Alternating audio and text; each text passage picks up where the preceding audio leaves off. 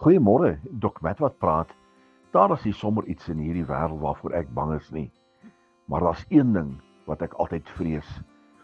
Jy sien, my een seun, die man agter 'n stuurwiel maak my baie bekommerd. As ek kan vermy om saam met hom te ry, dan doen ek dit. Maar as ek verplig is om saam met hom te ry, kan ek u verseker, dan is daar 'n paar hare wat op my lyf oorent staan. Want hierdie mannetjie weet hoe om vinnig te ry.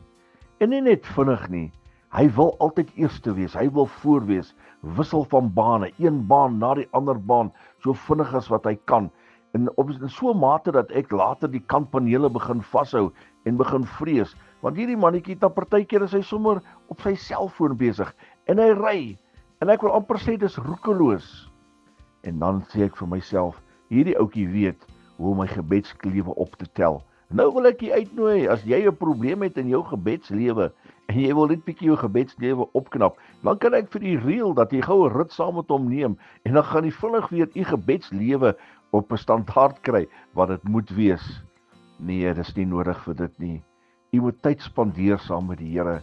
Moenie wag tot vrees jou beetpak nie. Moenie wag tot jy in omstandighede is wat jy nie kan uitkom nie. Enige tyd, altyd, probeer om met die Skepper te praat. Maak geleenthede, praat met hom, en ek kan nie verseker, dis lekker om met hom te praat. As jy in gesprekvoering met hom gaan, hy luister. En is so lekker om net iemand met jou hartsgeheime te kan deel. Praat met die koning ten alle tye.